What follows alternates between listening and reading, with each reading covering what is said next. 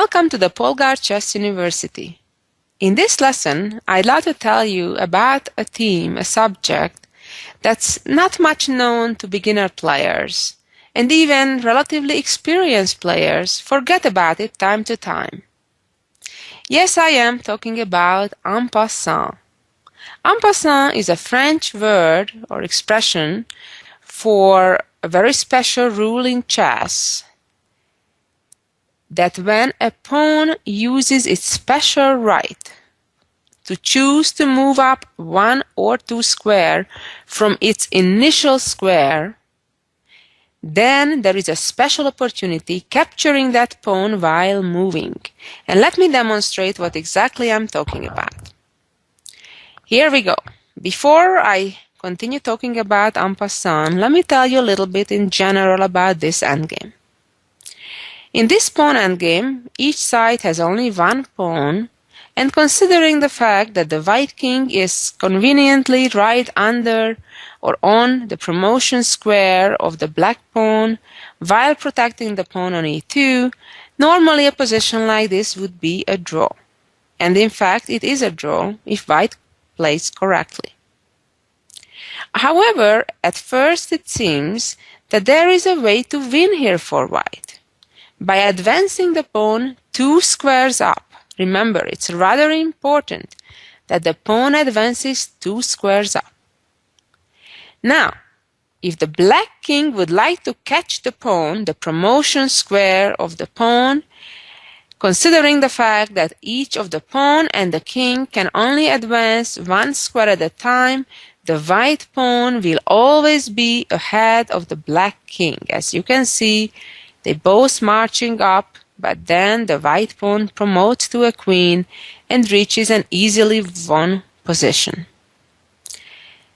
So the big question is, what can black do about all of this? So white advances the pawn two squares up, stepping right next to an enemy pawn. And that's very, very important, because when such a situation happens, that the two pawns, the white and the black pawn, are next to each other, and one side, white in this case, made a special move, moving up the pawn two squares, then there is a special opportunity, the one I'm talking about in this lesson, and that's called en passant. The way that happens is that the pawn from f4 moves to e3, just as if the white pawn would have moved up only one square, to that e3 square. But by moving that, black will have the right to take the e4 pawn off the board. So what happens is, black moves the pawn to e3 and can remove the pawn from e4. This is a very unique and special move that has a number of restrictions. As I mentioned, it can only be done when a pawn moves up two squares. And obviously each pawn can only do that from its initial position. The second restriction is there has to be an enemy pawn on either side of that pawn. So in this case, if there would be a black pawn on d4, that pawn would have that same right to move behind the pawn. Now, of course, white, understanding this, should know better not to push the pawn up two squares, but rather simply move with the king to f2, and then black, kind of waiting around, will force a draw when white captures the black pawn and black captures the white pawn, and it's a tie, it's a draw. So it's quite important to be aware of opportunities of en passant, both from your side as well as of your opponents. In this case, it was quite important to avoid losing your pawn and the game, because if carelessly white in the starting position would push the pawn up two squares, black would have the right to do en passant, win the pawn and the game. At the same time, it's quite important to know that if your opponent makes such a mistake, to take advantage of it rather than let your opponent promote his pawn to a queen. We're going to focus on this pattern, on this idea, on this issue en passant for the rest of this lesson. Let's see a next example. Here we go. In this position, white has a very nice advantage. White has an extra knight, while each side has a rook and 2 pawns in addition to the kings on the board. Here white has a very tempting looking move, namely to push the pawn up to d4, check the black king, and attack the black rook at the same time. It looks like this is a fork. It looks like this is a good fork because the pawn from e3 is protecting the pawn on d4, and therefore it seems that black has no other choice but moving the king out of the check, when the pawn will be free to capture the rook. However, this would be a major blunder because black, with either of his pawns, can do en passant, either by moving the c4 pawn to d3 and with that removing the d4 pawn off the board, or moving the e4 pawn to d3 and doing the same. In this particular case, it's much better to capture with the pawn from e4 and do en passant, because now black has 2 connected passed pawns, in fact very far advanced passed pawns, getting real close to promotion. Black all of a sudden, from a completely lost endgame, reached a perhaps better endgame, or at least a position where white needs to be rather careful to make sure these pawns don't promote. Instead, in the starting position, the simplest way to win is to trade off, to force the exchange of the rooks. By pinning the rook cannot escape the exchange, and after rook takes rook, knight takes rook, white would not have a very hard time winning, having an extra knight. Let's go on to our next example. Here we go. And this is a rather important condition when it comes to en passant. In this position, white can safely advance his pawn to e4, because if you notice, white moved the pawn next to the black pawn by moving it only 1 square up. The white e-pawn has already moved to e3 at an earlier stage of the game, and only now moves it up a second time to e4. When that happens, there is no opportunity for en passant. It's very important to remember that. Now, black has no way to do en passant. The game continues on. Black has to choose from any other move, from a legal move, obviously. Now, instead, in this position, if white would have made a mistake and would have captured that pawn on f4, that would have been real bad, because the black bishop, by recapturing, would give a check and attack the knight on d2 at the same time, which would be a fork. As you know, we learned about forks at one of the earlier lessons. So very clearly, in this position, the only way to avoid loss for white is by advancing the pawn to e4. But again, it's quite important to remember when and when not can the opponent do en passant. And in this case, en passant is not a danger, not a problem.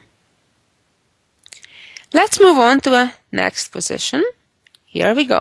And this is another endgame where black is doing well. Black has an extra knight. However, white has a way to save the game here. And that is by advancing the pawn 2 squares up, attacking the black knight. And now, anywhere the black knight moves, it will mean that the knight will no longer protect black's last pawn on the board on e3. And having only a knight on the board is not sufficient to win in chess. Now, why am I showing this position? I am showing it to you to demonstrate that it has to be a pawn that would move behind the pawn to g3. moving the knight or the king to g3 would have nothing to do with en passant. You would not be able to take the pawn on g4 off the board. In fact, that would be a major mistake, because now white not only would save the game, but would actually win the game after capturing black's knight and then advancing the pawn to promote to a queen. Let's look at the next example, which is kind of an extreme example. In this position, there is complete material balance. As you can see, each side has each of the pieces that you see on the board. And in this position, white seems to have a move that would end the game right away. And in fact, this position has been arisen in a real game where white played g4 and black thought that he got checkmated, while white thought, oh my god, I made a blunder, I got checkmated, and they both resigned, which is kind of a super unusual situation. It's true that the black king has no move out of the check. It's true that black cannot block the check. And it's also true that black cannot directly capture the pawn on g4. However, what white realized too late was that black has the special rule of en passant at his disposal, and realized that after black doing en passant, not only that white did not give checkmate, not only that black won a pawn, but in fact it's white who is checkmated. This is a very unique situation, an extreme example to demonstrate the power of en passant. Hopefully, this example will remind you to always look out for that opportunity. Let's see the next example. Here we go. Now this is another important example because here black has several good-looking moves. The first one would be to simply capture a pawn on f5 with the knight. However, I always suggest when you see a good move, look for a better one.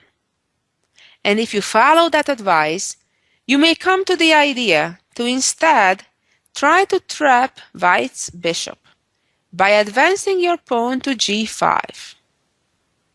And this is a typical situation when I'm saying that you should always look not only for your best moves, but also of your opponent. And here, if you don't remember about the en passant rule, you certainly will think that the g5 advance is the best move in the position for black, even better than capturing the pawn on f5. However, if white remembers that there is an opportunity to do en passant here, then you realize that this sequence of moves of playing g5 and then en passant and then recapturing, it will only result in exchange of pawns without giving any gain for black. At the same time, it also means that black missed the good opportunity of simply capturing a pawn, which is a significant advantage. In fact, in this case, it would objectively give a winning advantage for black. Now already, black is threatening on the following move to advance the g-pawn to g5, and with that trap the bishop on h4. And on the other hand, if the bishop tries to run away from that cramped position, then black would have the opportunity to capture the pawn on g3 and gain a second pawn, which would lead to an easily winning endgame for black. Now let's see a short little game to show you how en passant can happen even at a very early stage of a game. In this game, white starts with e4, perhaps the most frequent starting move in chess, and black responds with knight f6, which is an opening named after one of the most famous world champions, Alexander Alekhine. And here, white's pawn is being attacked on e4. Of course, white would have various options to protect the pawn, but white can choose to advance the pawn, move away from the attack, to immediately counterattack on black's knight, which is the best move. And now, black's idea is to move to the center, move to d5. And white plays d4. Typically, the best thing to do, try to put 2 pawns in the center if you can, if your opponent allows it, without you losing any material. And here the common move for black would be to advance the d7 pawn to d6 to open the light square bishop's diagonal, offer a trade of pawns. However, what if black would play in this position f5? Well, as we know by now, that would give the opportunity for white to do en passant. However, it's by no means an obligation to do that. White has the option to, but doesn't have to. And in this case, it would be better not to do it.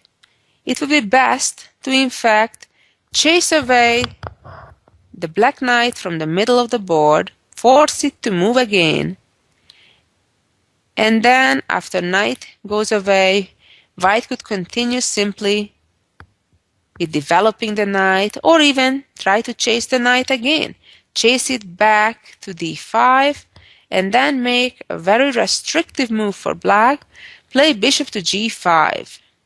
And white would have a very nice initiative. The white pawns take away a lot of important squares from black, and black would have to face a lot of difficulties. Another very important element that I'd like to point out, that if after your opponent moves the pawn up 2 squares, as black did here on the 3rd move, right? We just played f5 for black on the 3rd move. And if white chooses to not do en passant, but like we saw in this short little game, play c4 first, and after knight b6, remember, oh, I want to do en passant now. You cannot do it. You can only do it at a time and right after the move, when a pawn of your opponent moves up 2 squares next to your pawn. So that's another very important rule to remember. You cannot go back later and change your mind and do en passant. You can only do it when your opponent made that special move, moving the pawn up by 2 squares. So for example, here after knight c3, if black would play d5, white would have the right to do en passant by capturing that pawn, by moving the pawn to d6. But you would not have the right to move the pawn to f6 to remove the f5 pawn off the board. Very important. Let's move on to our next example. Here we go. In this rook endgame, each side has rooks and 2 pawns.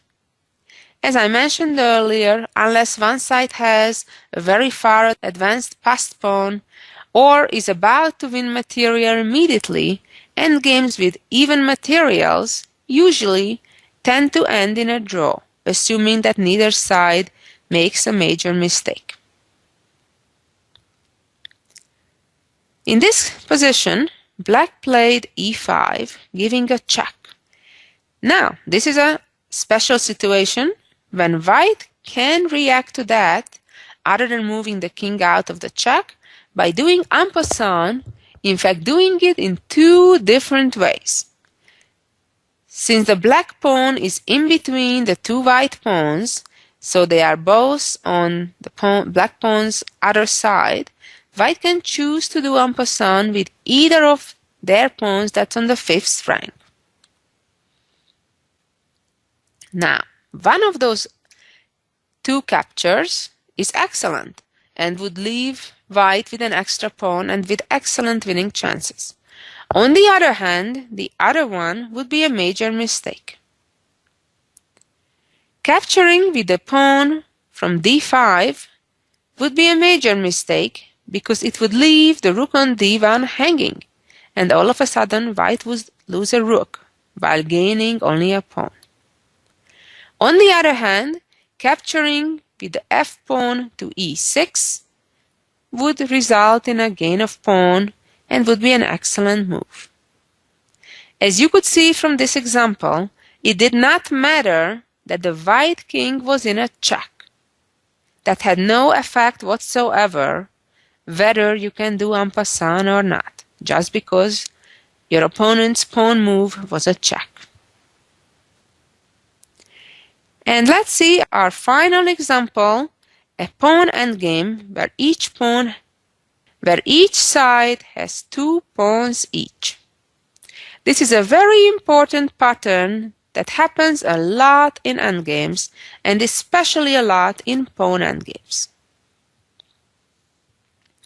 There is an element in chess that's called Zugzwang, which means that you have to move, and because you have to move, you need to give something up. You need to lose something. In this case, what happens is, after white moves the king to g6, black is stuck. The black king cannot move, and while the black pawns can, regardless which pawn moves where, white will win a pawn and the game. And here it's a very important element that if black moves the pawn up to c5, which seemingly is an excellent choice, and then trying to advance that pawn, would give white the opportunity to do en passant immediately. And then the other pawn is far too slow because white's c-pawn promotes first and in fact promotes immediately by giving checkmate.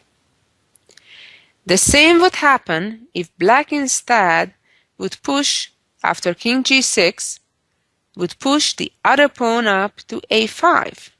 Now the white pawn would have the right to move to a6 and remove that pawn from the board, and the result would be rather similar.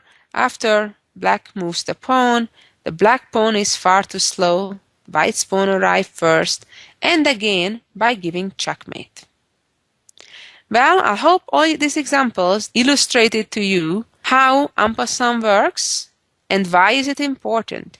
It's important for you to recognize the opportunity when you have the chance to do en passant, and it's equally important to recognize to avoid your opponent capturing your pawn by en passant when you're about to move your pawn up by 2 squares.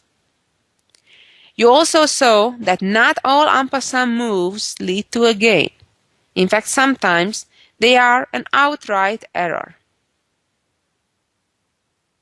Well, thank you for listening, and hope you keep coming back to learn more about chess. Thank you so much, and until next week.